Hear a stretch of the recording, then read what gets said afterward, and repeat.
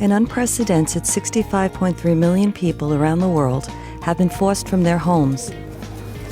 Among them are nearly 21.3 million refugees, over half of whom are under the age of 18.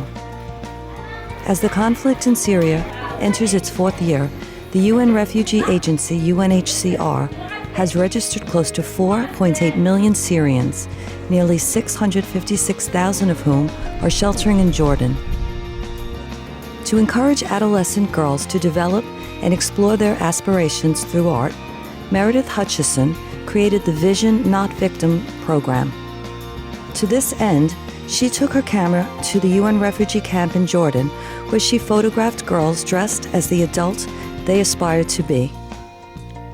These photographs have been compiled into one exhibition that captures the hopes and dreams of 8 very special girls. Since I was a young girl, I loved taking people's photographs. I loved going to different events and documenting what was happening, both the good and bad. As a professional photographer, I will use my images to inspire hope in others, to encourage love and understanding. Ever since we studied the solar system in primary school, I have wanted to be an astronaut. I would imagine myself up in the sky, discovering new things. I love being an astronaut because it lets me see the world from a new angle.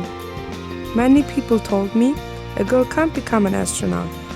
I would tell young girls to not be afraid, to talk to their parents about what they want and why, to always be confident and know where you want to go. I've always wanted to be an architect. Yet, when I was young, people told me that this is not something a woman could achieve, and they encouraged me to pursue a more feminine profession. But I dreamed constantly of making beautiful homes for families and designing buildings that bring people joy.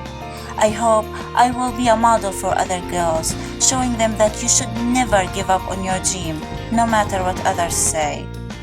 In this image, I'm examining an X-ray of a patient to see what is causing the pain in her chest. I treat many patients, but the patient I care most about, the one that drove me to be a doctor, is my father, who has lots of medical issues. To be able to help my father, this makes me feel strong, powerful, and capable. I love planes. Even before I had ever been on a plane, I knew I wanted to be a pilot. Flying is adventurous and exciting. When I was younger, my brother always told me that a girl can't be a pilot. But I knew deep down, this is what I wanted to do. Our neighbor in Syria had a pharmacy. And when I was younger, I would go next door and help.